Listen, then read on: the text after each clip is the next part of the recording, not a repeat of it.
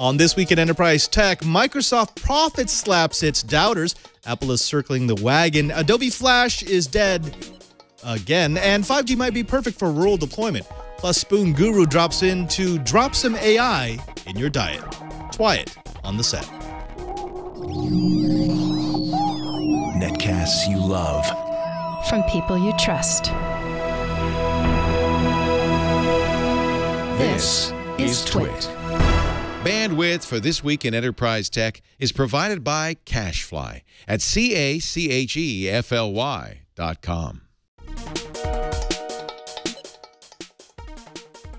This is Twit. This Week in Enterprise Tech, episode 276, recorded February 2nd, 2018.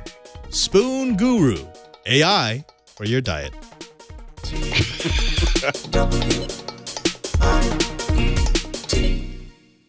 Welcome to Twit. This Week in Enterprise Tech, it's the show dedicated to the enterprise professionals, the IT pros, and the geeks who just want to know how the world is connected. I'm your host, Father Robert Ballas, the digital Jesuit, your guide to all things in the enterprise, but I can't guide you by myself.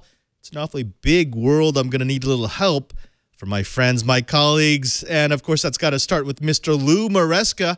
He is one of the bigwigs over at Microsoft. In fact, we're going to be talking about it a little bit later. His division had a pretty dang good quarter. Lou, how you doing, my friend?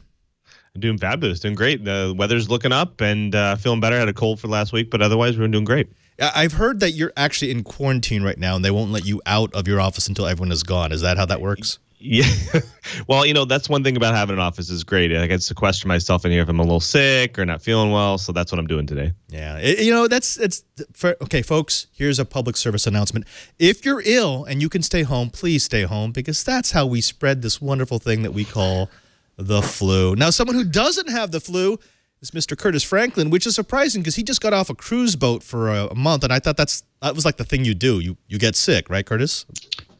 You know, I really do hate doing the expected thing. So I came off the cruise ship feeling good, wandered around large groups of people in public, felt great. I figure it's probably solitude that's going to do me in. So I'll try to limit that as much as possible.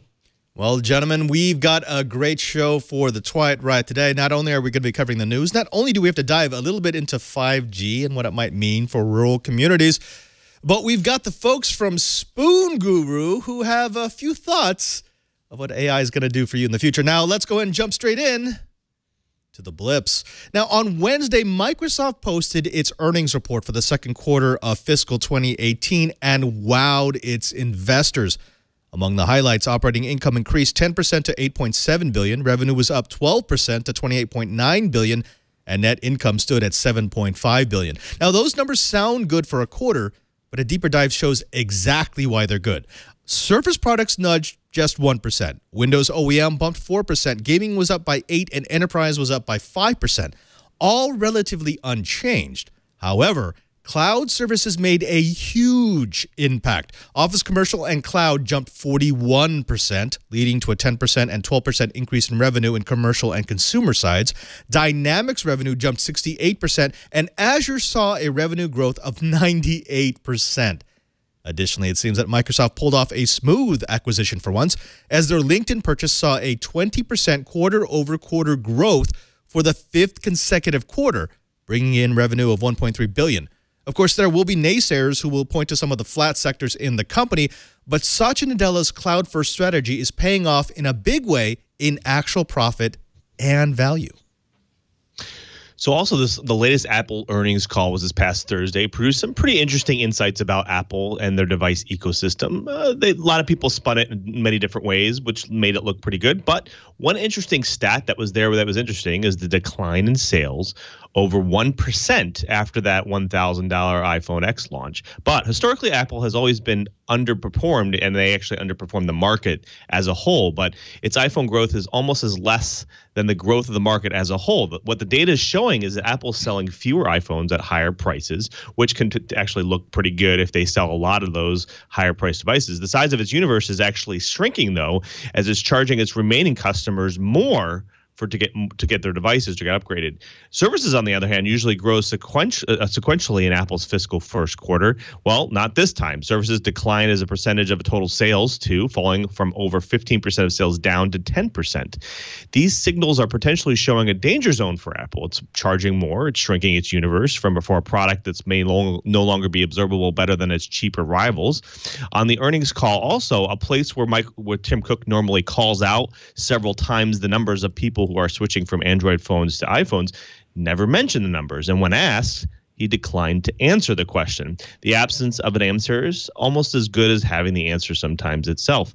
With 3 new iPhone models in the wind were similar to the iPhone 10 models, this year's releases and sales will eventually or evidently project a future for Apple and its investors. Well, surprise, surprise, there's a new vulnerability, and it shows that configuration still matters. Security researchers at F-Secure have found yet another potentially serious security hole in an Intel product, this time in the mechanism for performing system updates. There's good news, though. It seems that the new vulnerability is limited to desktops, and it's a configuration error.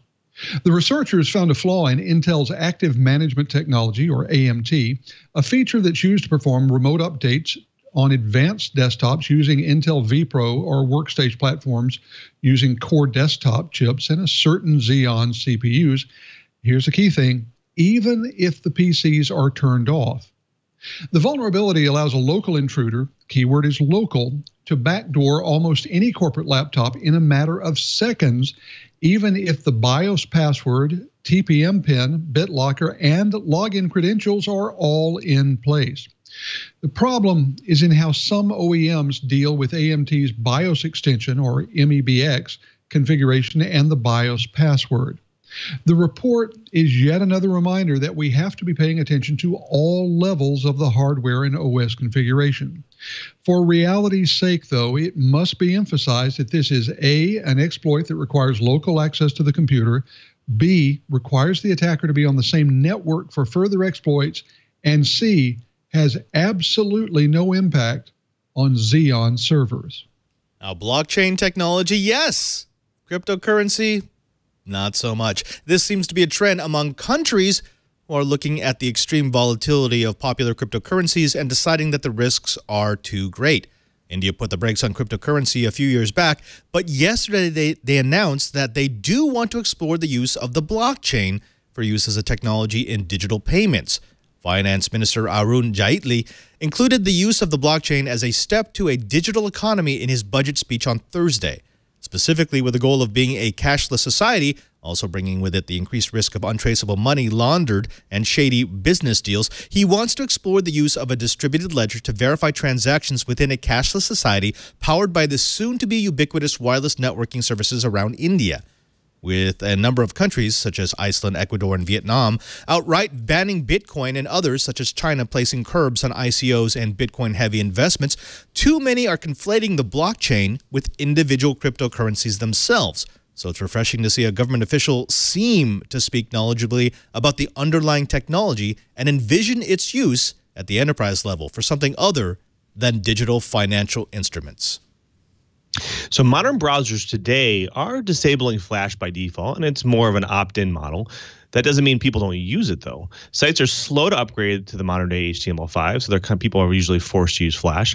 Well, this latest report shows that millions of people are being affected by the latest bug and an exploit coming out of North Korea state actors due to Flash. According to the security alert issued by the South Korea Computer Emergency Response Team, a 0-day that affects Flash players installs of 28.137 and earlier, where a bug is exploited by hiding malicious code into other documents like Microsoft Office, web pages, and spam emails that exploits the Flash bug to infect Windows PCs and other machines with malware. Victims are tricked into opening dodgy documents, and then the bug can actually take over the machine via hack that exploits the Flash hole. Adobe is in the process of correcting the issue and will update a large set of versions of Adobe Flash to patch the issue. Windows, Mac, Linux, Chrome OS machines are equally susceptible to exploit. To me, this is one of the first of its kind that affects all platforms other than the hardware exploits from Intel. One workaround, if you're worried about it and you don't think you're going to get the update anytime soon, is to, well, remove Flash. That can't be the first time you've heard that one, though. If this, then that, and Microsoft Flow are getting some competition from Zoho. Automation is one of the hottest IT topics for 2018, and for proof, you have to look no further than business app suite provider Zoho, which has launched Flow, a workflow automation tool that lets users connect a range of cloud applications to create their own automated processes. Now, users already familiar with IFTTT, or that if this, then that, Zapier, Microsoft Flow, or other app integration tools will find Zoho's approach similar. Each workflow consists of a trigger event followed by one or more actions. Zoho has its own wide range of applications, but Flow can connect to a variety of third-party apps, including some rival platforms. Currently, more than 100 applications are already supported. Now, according to the company, a major differentiator for Zoho Flow is its builder tool, which provides a drag-and-drop interface in which workflows are created and displayed. Zoho Flow costs $10 per organization per month and is available for free as part of the Zoho One subscription service. Now, it's no secret that telcos and ISPs don't like to build out to rural areas, though doing exactly that is part of their charter. The price of being granted preferential right-of-way and incumbent status in a functional monopoly of their profit centers, they tend to look at rural areas with disdain as they run either at a loss or with extremely thin margins. In fact, the last decade has seen telcos lobby for the removal of rural deployment requirements, push for a decrease of broadband standards to include much slower wireless connectivity, and outright attempt to deny rural communities any hope of broadband expansion. New York finally got fed up with the eternal delaying tactics, and this week they announced round 3 of their New York broadband program, which will connect more than 122,000 homes and businesses in rural areas of the state. The program, which has now connected more than 2.4 million locations across New York, targeted areas that Verizon specifically refused to service. In fact, back in 2015, Verizon turned down a $170 million offer to build in this area, saying that no company would run lines out into the sticks. At the press conference, New York Governor Cuomo announced that after Verizon's decision, the state had opened bids for deployment and, counter to what Verizon had claimed, found a plethora of ISPs stepping forward to deploy. Now, here's where it gets interesting. One of those companies in the new bid is Verizon, who will account for $70.7 million of the $210 million deployment cash pot. Evidently, Verizon didn't care about those areas until they realized that more than 20 other companies were about to get a toehold in the state. For their part, Verizon doesn't seem to know how to respond, with their VP of State Government Affairs, Leica Eve, stating, quote, "At Verizon, we don't wait for the future, we build it," unquote. We should probably add, once we're forced to. That does it for the blips. Now let's go ahead and move over to the bites. And we've got to start with something that created a bit of a kerfuffle over the weekend. You may remember that last week, the Trump administration floated the idea of a nationalized 5G network. Now, it was immediately attacked by the telcos, by the ISPs, and even by FCC Chairman Ajit Pai. Now, the admin has since walked back the language, trying to explain it as just one floated idea of many, but we thought that this might be a good time to take a look at what a comprehensive, intelligently planned nationwide 5G network could actually do for some of the underserved parts of the United States. Now, I want to start this discussion with a big caveat here, and Lou and Curtis, I want to get you in on this.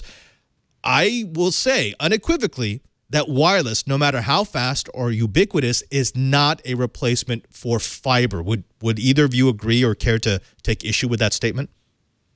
I agree. I think, because of the environment and all the single attenuation, all this stuff, that, wireless is always going to be susceptible to the environment and other things. And with fiber, it's you're able more controlled environment. So I agree with that.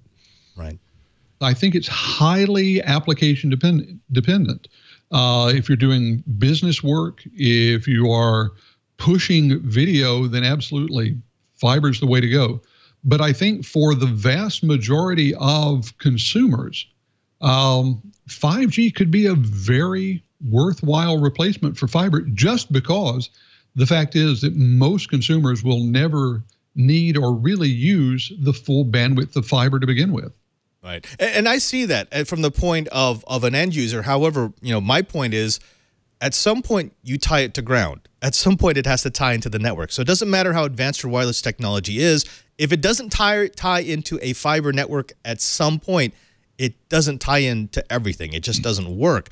So, I mean, it's one of these things where if you think in terms of fiber deployment as your backbone, and you know that you need to get fiber out there eventually, but you use a fast wireless technology as a stopgap, at least as a way to get that last mile or a way to serve areas that are very problematic to get fiber out to, then I think that still makes the statement true.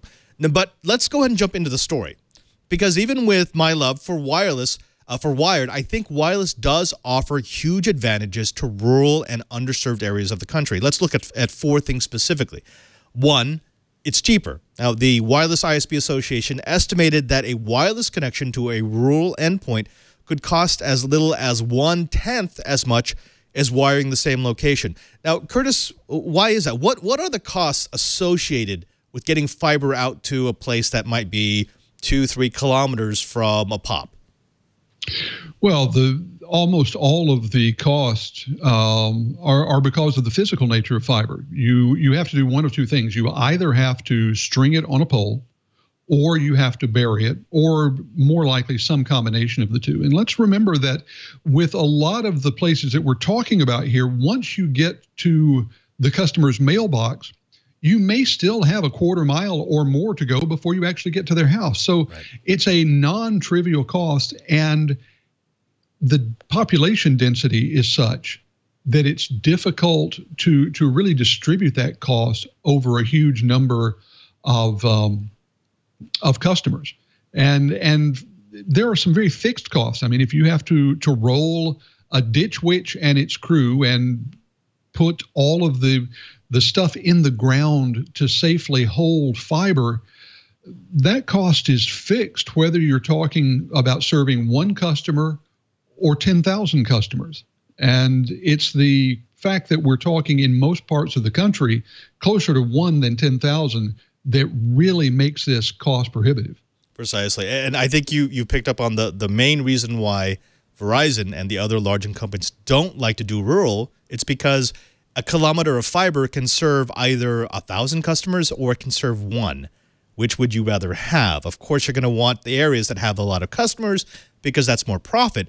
However, their charter is to serve even the one that does 1 customer. Now, this also ties into the second point, which is it's ready for deployment. Lou, I want to throw this over to you. This has been something that we've covered on Twiat a lot over the last couple of years, and that is it's complicated. When you want to deploy someplace, it's not as simple as renting a ditch witch, digging up the street, and throwing down some conduit. There's a lot that goes into that actual planning and then deployment. So when they say that wireless is ready for deployment, what are they actually talking about? What's the difference between wireless being ready to deploy and fiber being ready to deploy? Well, there's 2 parts. There's obviously the carrier, and there's the device that's actually giving the signal off, and the device that's accepting it. And when you don't have devices even available today that are supporting this spectrum and the new technology, and then you really don't have a full deployment yet, even though if you might be available on the towers that are being. Also, with 5G being at the high level of the spectrum, much higher frequency, you have to plan out and determine how to do that overlapping coverage. And in order to have a full deployment, having overlapping coverage, especially in an area, you have to make sure you plan that out. And most likely, because 4G is a different technology, you're not necessarily done with it yet. And so they need to basically ensure that the coverage is going to be available to call out a full deployment there. So I think there's a couple parts there that needs to be called out. Right. Curtis, I like this next part because this dovetails with a lot of the things that you said about when a technology is available and when it becomes, well, actually useful. And that is that wireless 5G, especially in these rural areas, can actually be more reliable. It can be more dependable than fiber. I know that sounds counterintuitive, but existing urban developments have shown that maintenance of rural lines can actually be more of a time and resource sink than the deployment. There's always something going wrong. There's always lines going down, and it becomes very difficult for ISPs to respond to those problems that are so far away from all of their regular concerns. How is it that something like 5G might be more reliable than having a fiber run dropping down into the middle of your community? Well, once again, we're looking at density issues. They can put a 5G tower up to serve a large number of customers. And therefore, if there's a problem, they have a lot of incentive and a lot of economic incentive to get that tower up and running. Plus, because of regulations that are in place, every cell tower, if it carries voice, it has to have a certain number of hours of battery backup. Many of them also have generator backup. So there is deep redundancy built into a cell tower. That redundancy is not built into every kilometer of fiber that is strung along a country road. And once you get out of the cities, there is lots and lots of this country that from a fiber run standpoint is pretty hostile territory.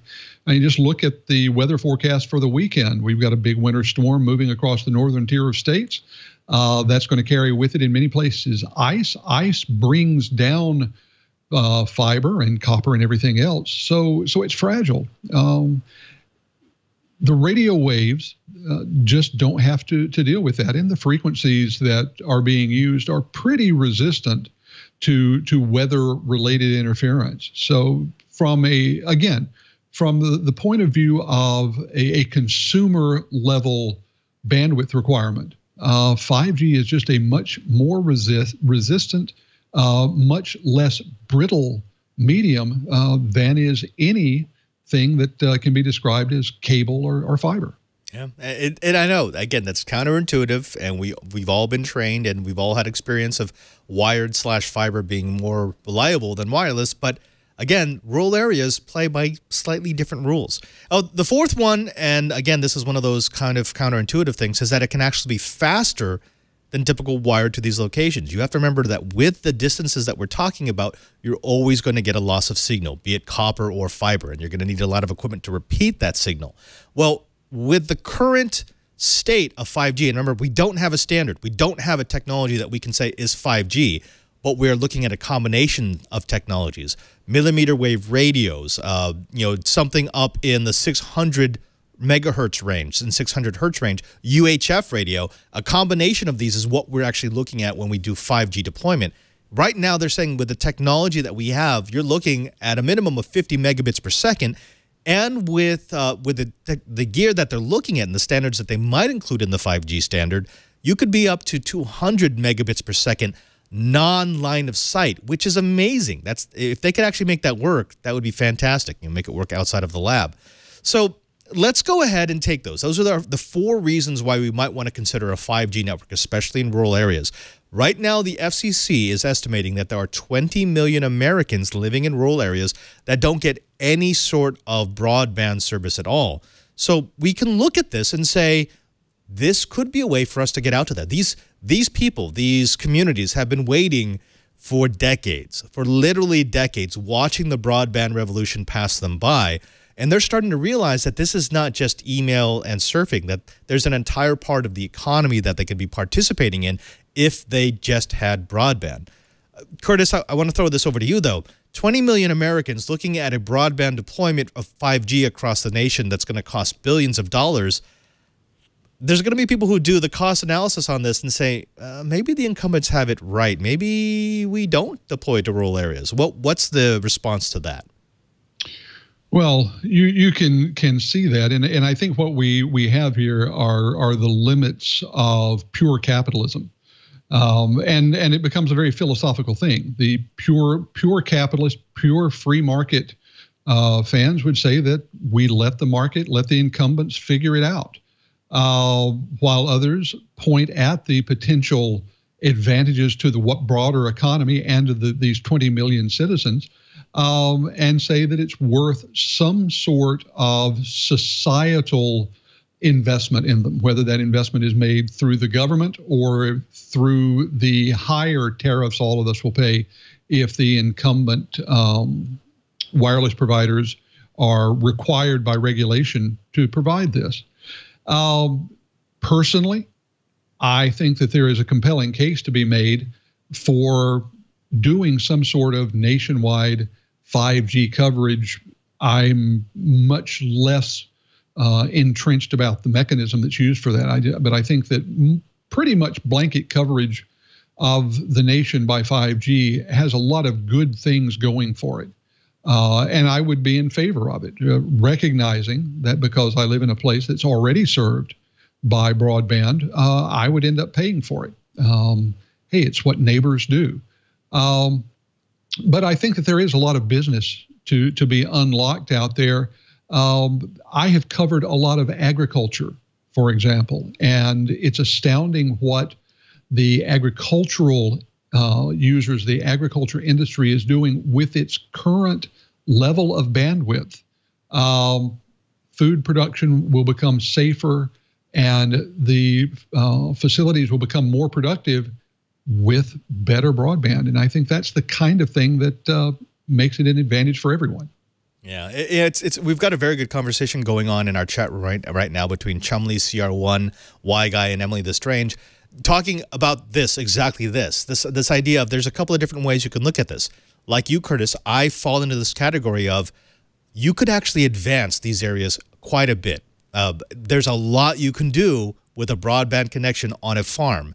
I know it sounds weird. I know it sounds like that's not a good matchup, but it's amazing to look at what some of these technologies can actually do for the production on farms. The other part, and Lou, I'd love to get your input on this is what we do. This was the promise. This is not an add-on. When we started giving right-of-way to these companies that have deployed networks across this country, this was part of the agreement. This is, if you remember, we used to have the rural telephone fee, and that was to say, look, the cities are going to subsidize the deployment of networks out into these rural areas, which the telcos never really did. So we kind of let them off the hook on that for the last couple of decades. But that doesn't mean that we're not still supposed to do it. We're not arguing whether or not these communities should be served. We're arguing how they should be served. And now we have a technology that can do it much more quickly and much faster than with technologies in the past. So, Lou, for you, I mean, how do we sell that to the people? You know, having in the back of our mind that we shouldn't really have to sell this to the people. That's a hard question. I think that, you know, the telcos, if they're kind of forced to do what they're supposed to be doing, they're going to go back and do whatever's cheapest. And so in order for them to serve the public correctly and be able to bring forth all the advantages of some of the newer networks, you know, the people are going to have to step in and start and voicing their opinions and get their representatives to represent them correctly. And I think, you know, again, because the rural environments don't have this technology today, they tend to not know what they're missing. And so kind of pushing the envelope there is going to be really difficult, you know, without a campaign to bring those people forthright. And so I think that's what's going to be the main problem is somebody's going to have to take that responsibility to bring the people along with them. As well as you know, market this capability to bring tell companies actually come forward and do the work. Otherwise, if they're forced to do it, they're just going to go back and say, you know what, we'll just implement, you know, 2G or 3G in some areas to get people on board, and then we'll fulfill our promise. So, all right, I want to throw one last bit out, and either of you can answer this. There is a concern here that, in order to entice the telcos to do this, we have to do something that even this show has been very against, and that is allowing the telcos to get out of their responsibilities, their previously established responsibilities, to deploy to urban areas if they're willing to make the investment into wireless infrastructure. Is that a compromise that we have to make? I mean, I think that's why the nationalization discussion came up, which is let's still hold the telcos to their agreement to deploy to rural areas eventually, but we'll use a nationalized network in order to get to them now. What's the right tact here? What's the right strategy? How do we make sure the telcos do what they said they were going to do and at the same time get service to these people in some sort of timely fashion? Anybody? Well, I'll leap into this particular pit of twisty, turny arguments because I think that the real issue is that we're talking about encouraging the wireless companies to do something on a national basis, when in many cases the actual implementation regulations, requirements, and all that happen at a state level. So one of the great things to be decided is whether this becomes a truly national issue or it remains at the state. Again, I think there's a compelling case to be made for doing something on the national level, just because we do regulate the spectrum at a national level. And so the effective way to do it is somehow tying it to spectrum licensing and allocation. The problem is that we have an FCC that has just swept away network neutrality rules. It's very difficult for me to foresee a scenario in which they would decide that they're going to throw this level of regulation onto the wireless carriers, which leaves market forces. And well, we see how well that's working so far. I'm not sure what we do to get market forces to work better. Yeah. Lou, last word to you. I think Curtis said it well. Well, gentlemen, we're going to have to come back to this discussion in the very near future. It's not going to go away because, well, we're a networking show, and this is about as big networking as we get in this country. But it's time for my favorite part of every show, and that's when we bring in guests, experts from the outside who can drop some knowledge on the Twilight Riot. And I am so happy to welcome to the show two individuals. That's right. We've got Marcus Stripp and Simon O'Regan, the CEO and CTO and co-founders of SpoonGuru. Marcus, Simon, thank you very much for coming on to This Week in Enterprise Tech. Thank you. Yeah. Now, gentlemen, I'm going to do the buzzwords really quickly. The SpoonGuru is talking about the B2B movement, the food industry that is now thinking about using AI to help the world's dietary needs. That's the buzz. But before we get to the buzz, let's start with you, and let's start with SpoonGuru. How would you describe what SpoonGuru was founded upon? Well, in a nutshell, we are a food search and discovery platform, and we want to simplify the whole food search process for people who've got specific dietary requirements. That's why we got together and why we set up the company. We want to make it easy, less cumbersome, less frustrating for people to find whatever it is they're looking for. Let's talk about what you're making easier. What is so frustrating, what is so cumbersome right now with the industry the way that it is about finding a particular dietary path? As soon as you have some form of dietary requirement, your choice is immediately and drastically reduced. Nielsen published a study last year that showed that 64% of the world population is now on some form of diet. And people go on diets for a number of reasons, whether it's for religious reasons or for medical reasons or for aspirational reasons. But the fact of the matter is, as soon as you decide to go on an exclusion diet, you start to struggle. You start to struggle to find suitable foods, whether you try to find foods online or in a physical store. When we first got together, we became aware of this problem through personal circumstances, and we saw the struggle firsthand. And we decided to do something about this. We decided to use smart technology to address this problem. Even Google, when you go to Google today and you try to find vegan sausages, Google struggles to find accurate search results for that specific need. And that is a simple use case. What happens if you've got a household that's affected by multiple allergies? The husband may be on a religious diet, the daughter may be on a low sugar diet. If you have multiple dietary requirements, you pretty much, you're completely lost trying to find anything that matches your needs. And we are trying to solve that problem. And really, when we started out, we only knew two things. We knew there was enormous demand from people trying to find specific foods or recipes for their needs. And we knew there was a phenomenal amount of supply out there. The free-from market in the US alone is $24 billion. The products are out there. The demand is out there for people trying to find these products. But what seems to be missing is a bit in the middle. And that's what we're trying to solve. Of course, we do have to highlight the fact that when you're talking about dietary restrictions, it could be any sort of dietary restrictions. You've already mentioned allergies. Some people will do dietary restrictions for health. Others will do it for religious reasons. Others will do it because of their geographical location. When you're using the search engine, what are you specifically trying to do? Are you trying to maintain certain types of nutrition? Are you trying to make sure that people are actually eating healthy? What are the different criteria that I can pour into my dietary search for a particular region, religion, culture? So our platform supports more than 180 dietary tags. And you're absolutely right, Robert.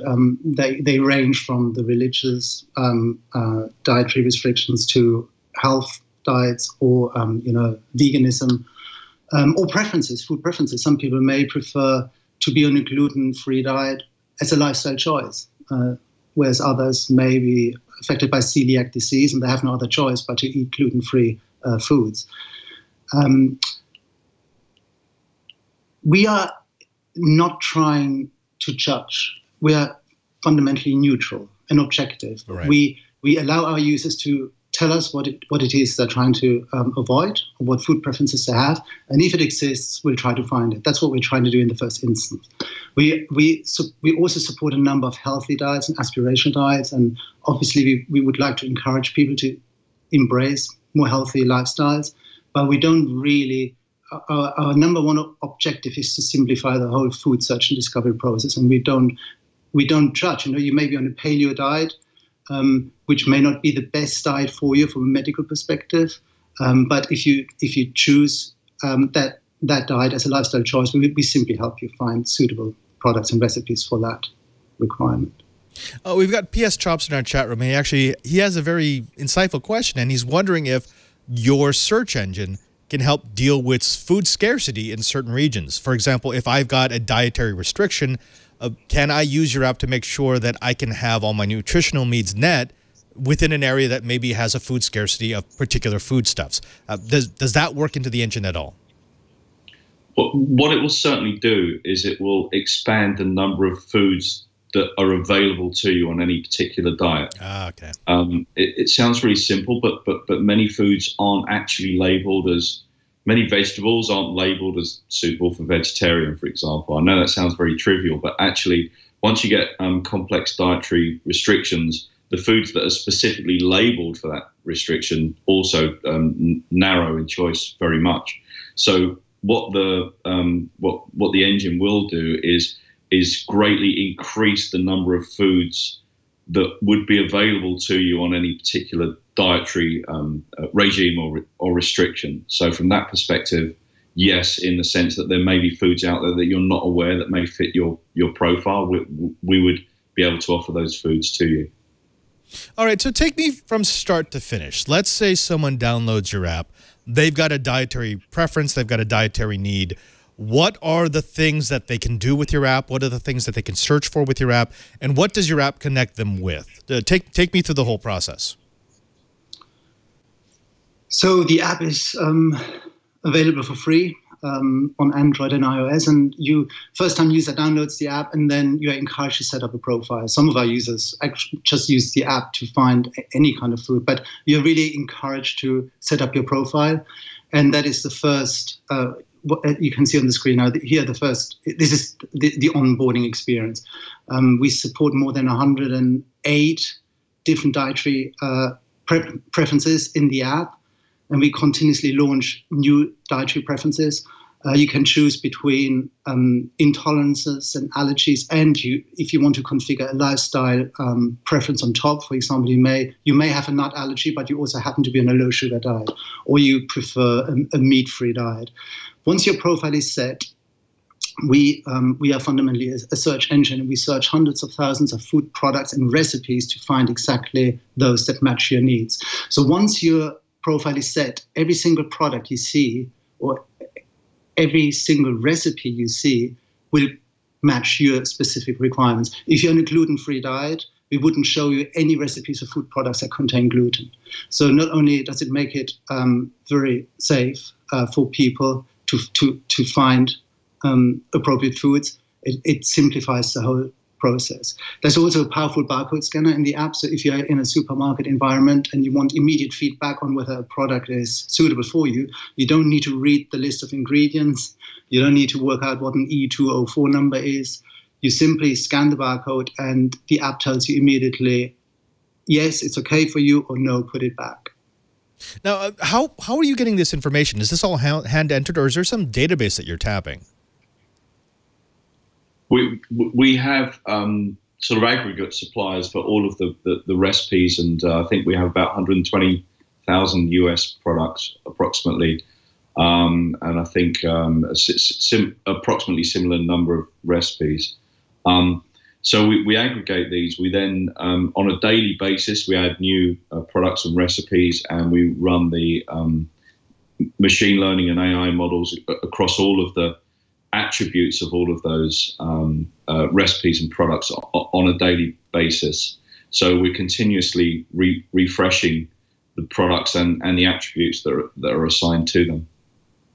Who do you see as the key demographic for this service? I mean, I see the utility, and I think it's actually quite interesting to categorize foods according to dietary restrictions. That's never been done before.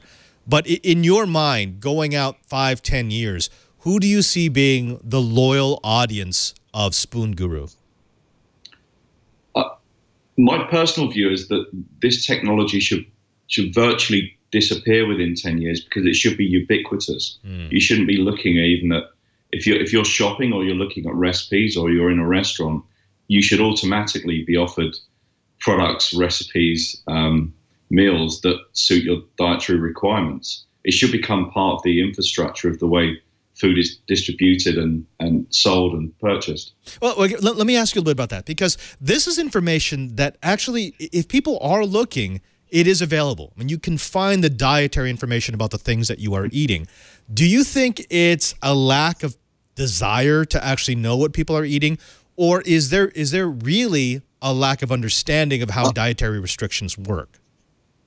I don't think. I think it's not always available in the sense that not everyone knows what all of the E numbers mean. There are certain E numbers that, depending on the provenance of the ingredient, it may be vegan or it may be vegetarian or it may be neither. I think that although food labeling is getting slightly better, the actual data that's out there is quite dirty data, quite messy in a lot of ways. It's also very confusing for the consumer very often to have to read the packet and cross-reference maybe 2 or 3 items to see if they meet a particular criteria. All right, we have to ask this because, well, one of the most popular shows on our network is all about security, and we have a popular axiom of trust no one. Users are setting up accounts. They're putting in dietary restrictions. That is personally identifiable information. That is sensitive information. What do you do with it? How do you make sure that your users are going to stay secure? How do you make sure that that data can actually do good things for them while maintaining a level of privacy? Sure. I mean, for a start, all of the data is encrypted as it's held on the services.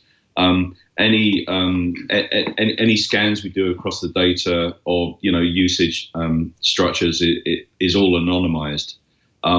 The only actual information we take from users is an email address, and that is held in an encrypted form on secure services.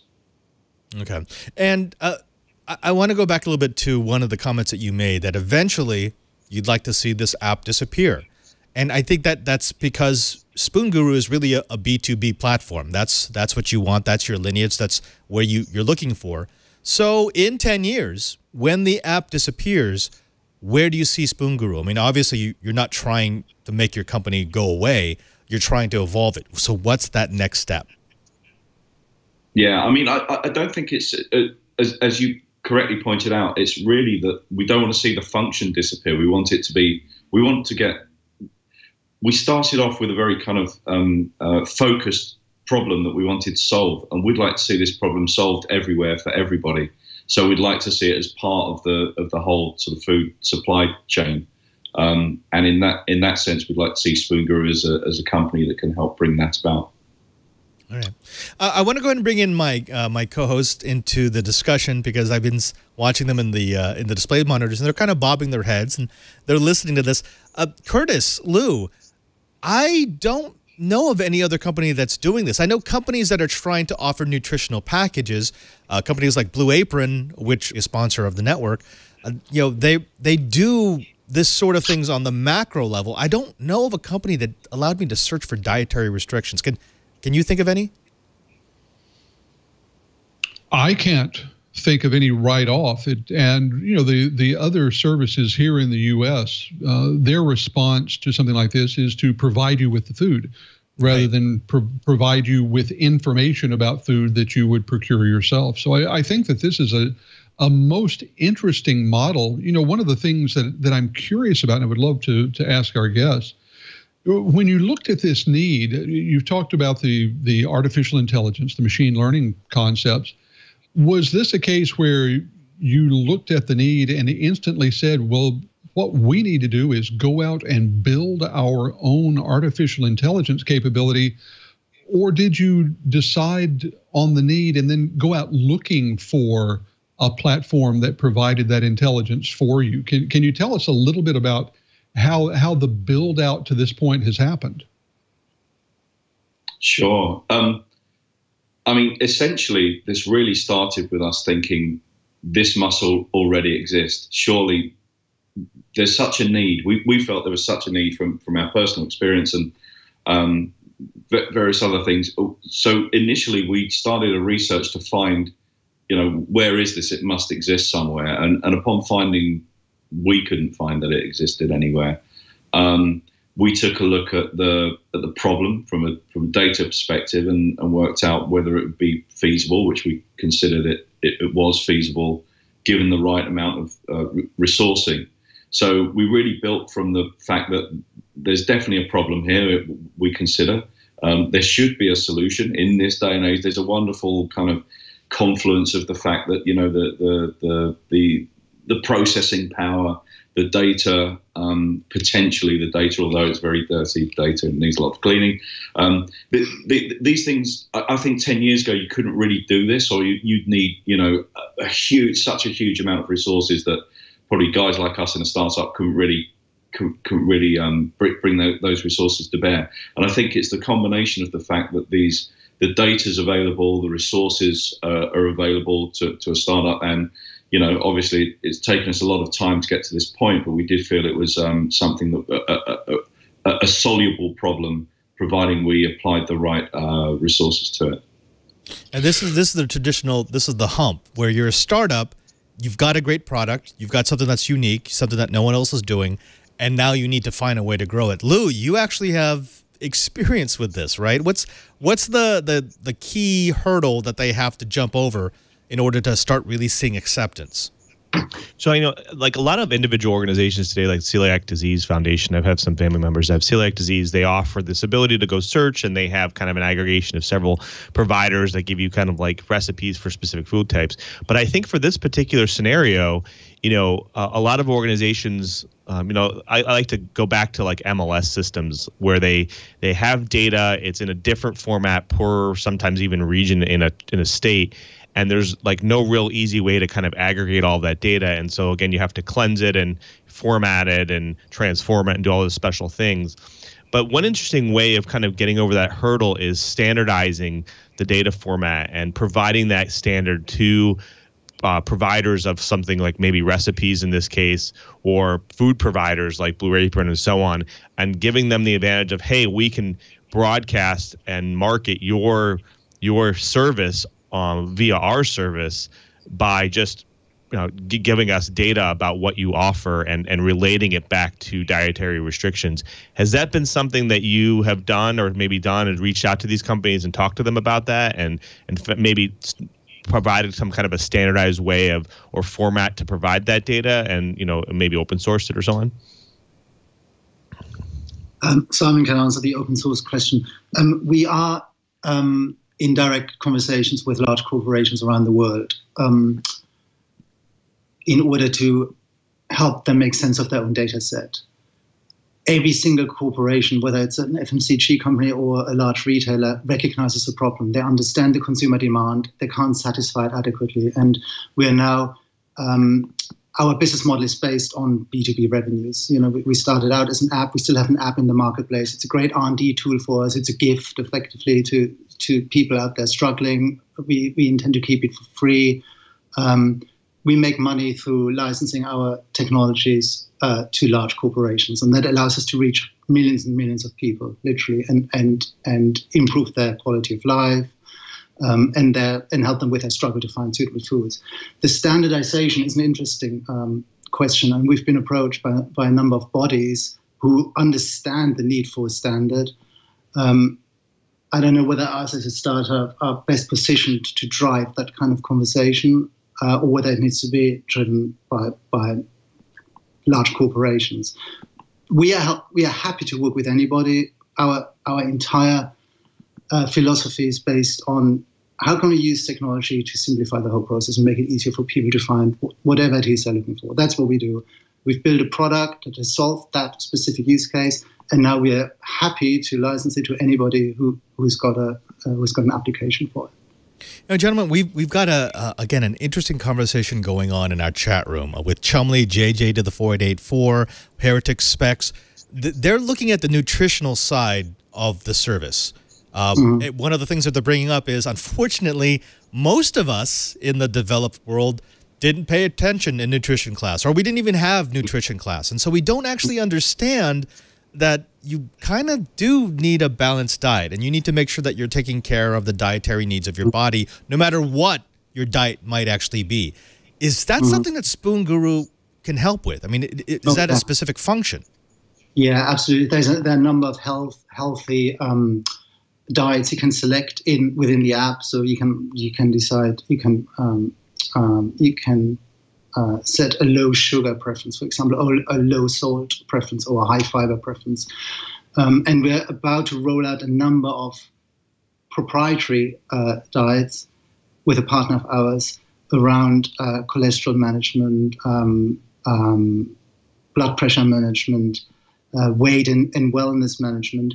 And we are getting really excited about those type of diets. In addition to supporting the traditional restrictions, whether it's an allergy or whether you need to be on a weight loss diet, we really want to encourage people to become healthier.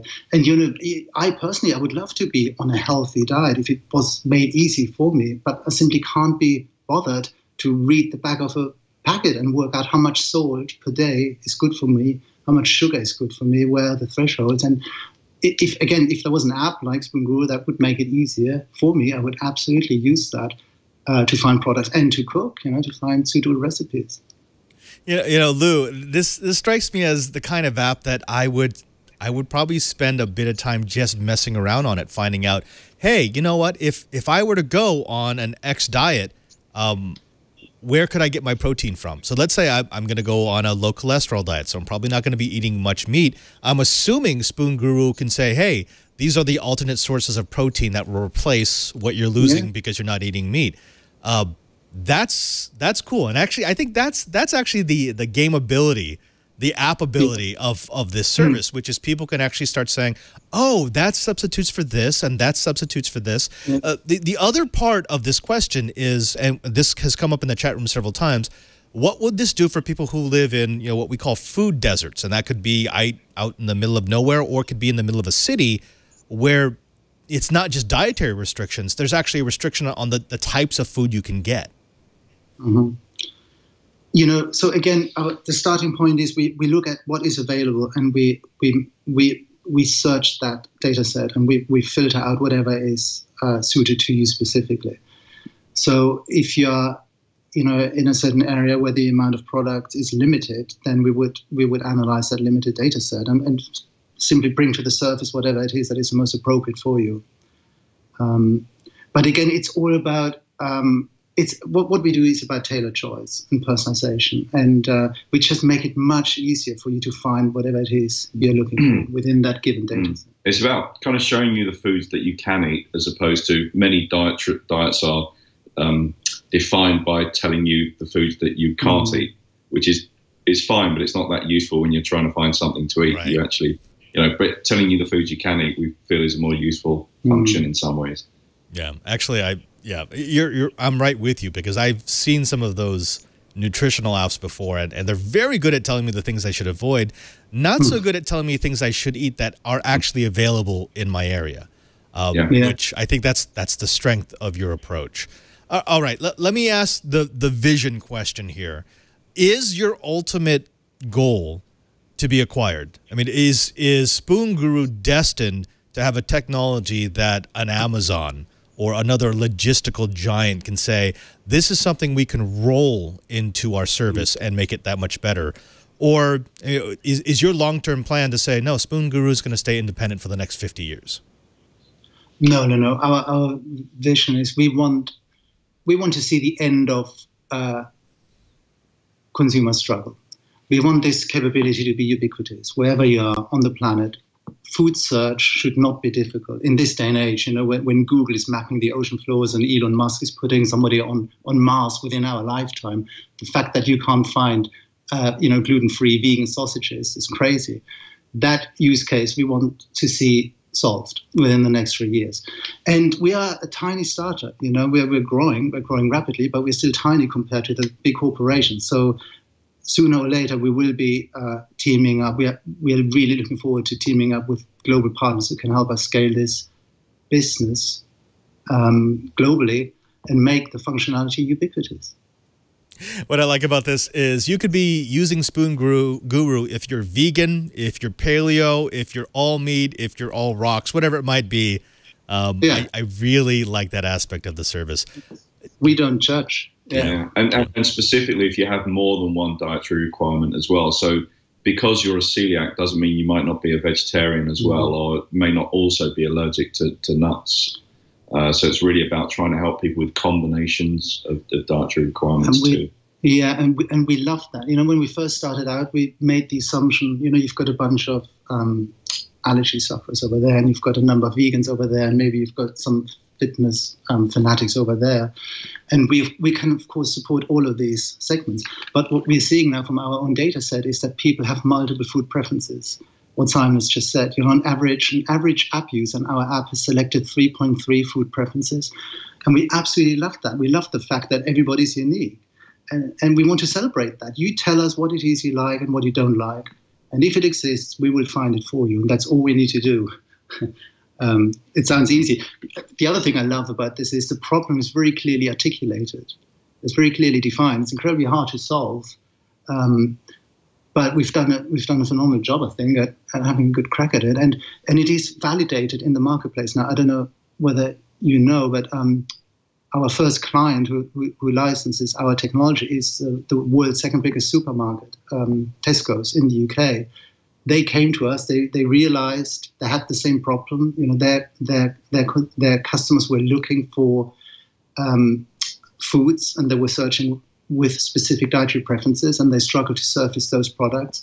And now they're licensing our technology to power their online grocery search. And that is, again, this is fantastic for us because we immediately reach millions and millions of people through our partners and through partners like Tesco.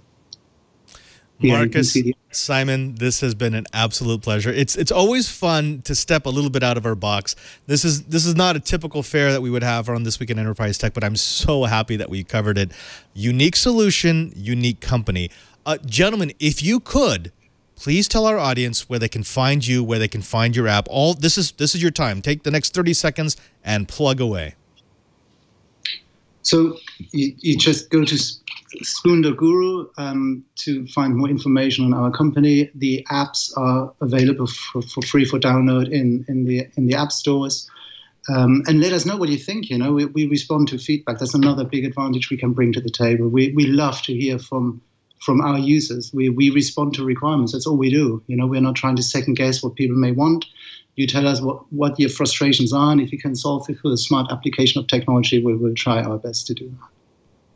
There you have it. For non-judgmental food searches, you got to try out SpoonGuru. Again, we've been speaking with Marcus Stripp and Simon O'Regan. That's the CEO and the CTO and co-founders of SpoonGuru, using AI to help B2B and, all the food that's coming to your table. Gentlemen, thank you very much for giving knowledge to This Week in Enterprise Tech. Thank you, Thanks Robert. for having us. Folks, you've done it again. You've used up another hour listening to the best dang enterprise podcast in the universe. That's according to 9 out of 10 food groups. I want to thank everyone who made this show possible. Of course, to our engineers, of course, to the people here in the studio, but definitely to my co-host, without whom I wouldn't want to do this show. Curtis, let's start with you. Where can people find you? Where can people find your work? And what will you be up to the next couple of weeks of winter? Well, if they want to find me and my work, the best thing to do is to follow me on Twitter. That's at KG4GWA, because when I publish something, I almost always link to it there. And as for me, on Monday, I'll be heading down to the BIXI conference in Orlando. For those who don't know, BIXI is the organization that certifies cable monkeys. If you're talking about the physical plant of networking and data center communications, you're talking the language of BIXI. So I'm going to be down talking to a lot of cable folks. We'll probably have a report on that this time next week. And again, follow me on Twitter, because I'll be taking pictures and reporting on it live there. Fantastic. Thanks, Curtis. And also to Lou Maresca. That's right, folks. When he wakes up in the morning and he sees a shadow, it means we're going to have 6 more weeks of winter. Lou, where can people find you and the Kick Arse Dynamics team over at Microsoft? Well, you can always find me. Actually, I'm in the Office team now. So you can always find me at the dev.office.com, where all the Office add-in capability, extensibility stuff is there. All my work on Office add-ins can be found there. And of course, you could always find me, little projects I'm doing, things I'm posting at Twitter as well, at twitter.com/LouMM. Check it out and reach out to me. Lou, Curtis, thank you. And also, thank you. That's right, the person who's watching or listening to this episode of This Week in Enterprise Tech. We wouldn't have a show without you, and we want to thank you for years and years of supporting the show by making it a little easier for you to get your enterprise fix. Just go over to our show page at twit.tv/Twiet. That's TWIET. There you'll find all of our back episodes along with the show notes. If there was a story that we covered in our bites or our blips, you're going to find it there. It's a really good way to also find contact information for our guests. So, for example, if you want to talk to the SpoonGuru guys, if you've got an idea for something that they need to include in their service, again, you're going to find it there, twit.tv/Twiet.